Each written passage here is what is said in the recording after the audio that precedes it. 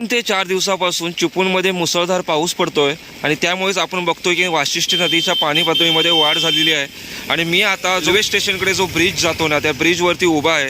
आपण वाशिष्ठी नदीचं रूप बघू शकतो। मोठ्या प्रमाणावरती पाणी आपल्याला गढूळ झालेलं दिसतंय, कारण की जो 4-5 दिवसापासून मुसळधार पाऊस पडतोय त्या आकाशाकडे थोडं आपल्याला अजून सुद्धा काळे ढग पाहायला मिळत आहेत। आज दिवसभरच मुसळधार पाऊस पडत होता आणि ह्या साईडला आपण बघितलं ना, तर पूर्ण परिसर आहे तो बदलून गेला, हिरवागार झालेला आहे। गांधारेश्वराचं मंदिर आहे, ते मंदिर सुद्धा आपल्याला ह्या ब्रिजवरून सहज दिसतं। त्या प्रमाणावरती आज मान्सूनने कोकणामध्ये उशीर केला होता आणि त्यानंतर पावसाने हजेरी लावली। चिपळूणमध्ये हजेरी लावल्यानंतर 4-5 दिवस पाऊस गायब झाला होता आणि त्यानंतर पावसाने हजेरी लावली, तर आज 4-5 दिवस चिपळूणमध्ये कंटिन्यू पाऊस पडतोय। त्यामुळे आपण बघितलं तर लोटे एमआयडीसीमध्ये काही जे कारखाने आहेत ते कारखाने सुद्धा चालू झालेले आहेत, कारण की नदीचं पाणी आहे ते पाण्याची पातळीमध्ये मोठ्या प्रमाणावरती वाढ झाल्यामुळे कारखाने सुद्धा चालू झालेले आहेत। त्यानंतर शेतकरी सुद्धा सुकावलेले आहेत। बरेच जणांची शेतकऱ्याची पेरणी केली होती, ती शेत आहेत ती मरायला आली होती, पण आपण बघितलं तर पाऊस आल्यामुळे तिला सुद्धा चांगली उभारी भेटलेली आहे। आपण इथून रेल्वे स्टेशन पाहू शकतो। इथलं जे वातावरण आहे ना, पूर्ण आकाशाकडे बघितलं तर मोठ्या प्रमाणावरती आपल्याला काळे ढग दिसत आहेत आणि संध्याकाळी सुद्धा असाच मुसळधार पाऊस चालू राहील, कारण की आपण बघितलं रत्नागिरीला असेल, त्यानंतर तळ कोकणाला असेल येलो अलर्टचा इशारा देण्यात आलेला आहे। त्यानंतर पालघर जिल्हा वगैरे आहे त्या साईडला रेड अलर्ट आहे आणि त्या साईडला आपण बघितलं मोठ्या प्रमाणावर पाऊस पडतोय।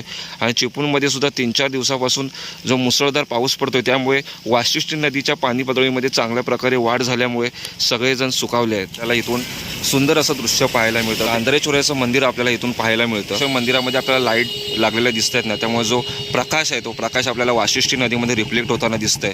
त्यामुळे सुंदर असं दृश्य आपण या ब्रिजवरून इथं गांधारेश्वराचं मंदिराचं पाहू शकतो। आणि आपण बघितलं तर वाशिष्ठी नदीच्या पाणी पातळीमध्ये मोठी वाढ झालेली आहे।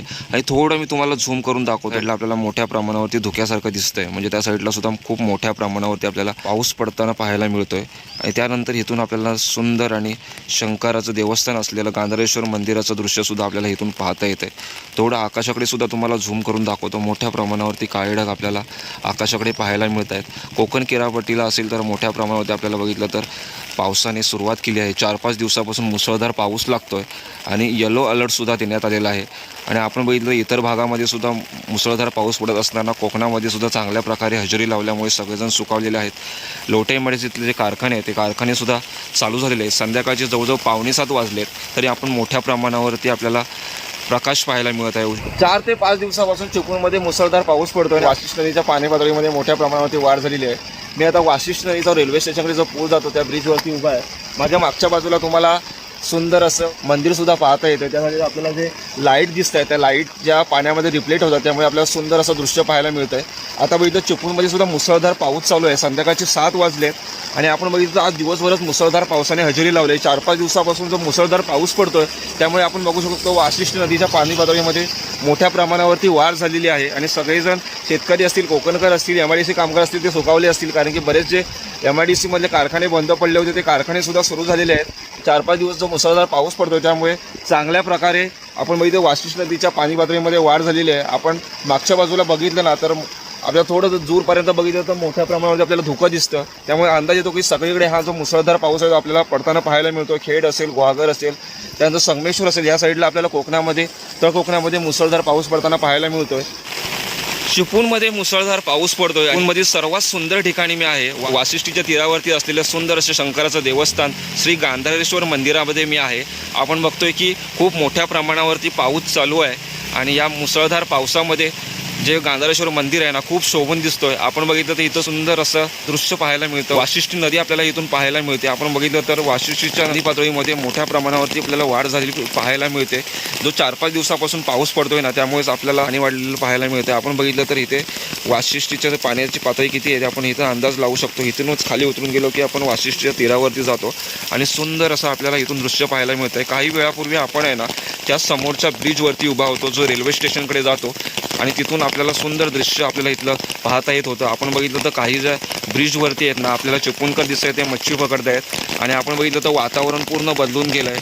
थोडं तुम्ही त्या डोंगराकडे बघितलं परशुराम घाटाकडे की तुम्हाला लक्षात येईल की त्या बाजूला सुद्धा खूप मोठ्या प्रमाणावरती आता सध्या पाऊस चालू आहे। आणि चिपळूणमधलं हे सर्वात सुंदर ठिकाण आहे। तुम्ही आलात ना, एकदम शांत, सुंदर आणि मनमोहक वाटतं, कारण की हे निवांत वाहणारं, संत वाहणारं वाशिष्ठी नदीचं पाणी आपल्याला पूर्ण मन मोहून टाकतं। आणि तीरावरतीच वसलेलं हे श्री गांधारेश्वराचं मंदिर, शंकराचं देवस्थान, यामुळे ह्या परिसराची जी शोभा आहे ती खूपच वाढते आणि संध्याकाळचे 7 वाजून गेलेत आणि संध्याकाळच्या या सांजवेळी आपण सुंदर असं दृश्य पाहतोय. गांधारेश्वर मंदिरामध्ये तुम्ही आलात ना, ते तुम्हाला उजव्या साईडला एक छोटीशी नर्सरी पाहायला मिळते आणि मंदिराच्या बरोबर मागच्या बाजूला तुम्हाला उद्यान पाहायला मिळतं. तिथं सुंदर असं बसण्यासाठी, त्यानंतर लहान मुलांना खेळण्यासाठी पाळणेसुद्धा आहेत.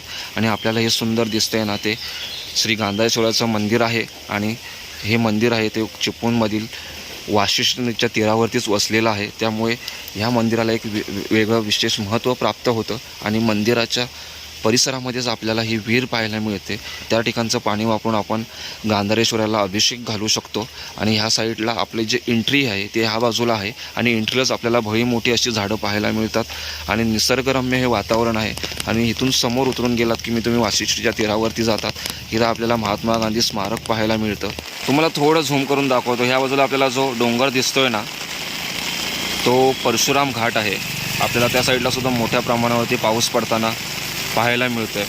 आणि आपण बघितलं तर वरच्या साईडला इकडे आपल्याला थोडं आपण पुढे गेलो नाही, इथून 10-15 मिनटं चाललो आणि फरशीवरून आपण बाहेर पडलो हायवेला, तर आपल्याला ह्या बाजूने जो सवत्सडा धबधबा आहे त्या धबधब्यालासुद्धा जाता येतं. आता बघितलं तर 4-5 दिवसापासून मुसळधार पाऊस असल्यामुळे मोठ्या प्रमाणावरती सवत्सडा धबधब्यालासुद्धा पाणी आलं आहे आणि 4-5 दिवसापासून जो मुसळधार पाऊस चालू आहे त्यामुळे आपण बघितलं तर पूर्ण जे वातावरण आहे ते वातावरण बदलून गेलं. चिपळूणमध्ये गारवा आहे आणि मुसळधार पाऊस सतत चालू आहे. काल आपण बघितलं होतं तर दुपारनंतर संध्याकाळी मुसळधार पावसाने सुरुवात केली होती आणि आज रिमझिममध्येच मुसळधार असं पावसाचं आज वातावरण आहे. संध्याकाळचे 6:45 वाजलेत आणि चिपळूणमधलं आपण वातावरण इथून स्पष्ट पाहू शकतो. वाशिष्ठी नदीची पाण्याची पातळीसुद्धा आपण पाहू शकतो. आकाशाकडे बघितल्यानंतर आपल्याला थोडं लक्षात येतं की मोठ्या प्रमाणावरती आपल्याला काळे ढग पाहायला मिळतात आणि रिमझिम पाऊस चालू असल्यामुळे जो पाऊस सतत पडतो आहे त्यामुळे फायदा असा आहे की मोठ्या प्रमाणावरती पाण्याची पातळीमध्ये वाढ होते आणि सगळेजण सुखावलेले आहेत.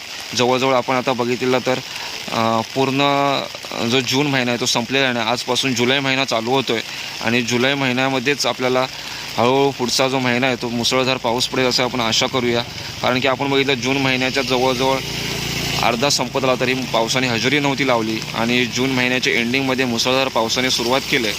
त्यामुळे उशिरा का होईना जून महिन्याच्या शेवटी आपल्याला चिपळूणमध्ये मुसळधार पाऊस पडताना पाहायला मिळतो आहे. सुंदर असं हे दृश्य आहे ना, ते मी वाशिष्ठीच्या तीरावरून टिपलेलं आहे. सुंदर असा हा परिसर आहे. आपण बघितलं मुसळधार पाऊस चालू आहे चिपळूणमध्ये आणि संध्याकाळचे 7 वाजून गेलेत आणि अशा या सुंदर अशा संध्याकाळी आपण श्री गांधारेश्वराचं दर्शन घेतोय. सुंदर वाटतंय. वातावरण पूर्ण बदलून गेलेलं आहे. मोठ्या प्रमाणावरती मुसळधार पाऊस आपल्याला चिपळूणमध्ये पाहायला मिळतोय आणि गारवासुद्धा तेवढाच आपल्याला पाहायला मिळतो. आकाशाकडे बघितलं तर की आपल्याला लक्षात येतं की खूप मोठ्या प्रमाणावरती आपल्याला ढग पाहायला मिळत आहेत. त्यामुळे रात्रभर असाच मुसळधार पाऊस पडणार आहे.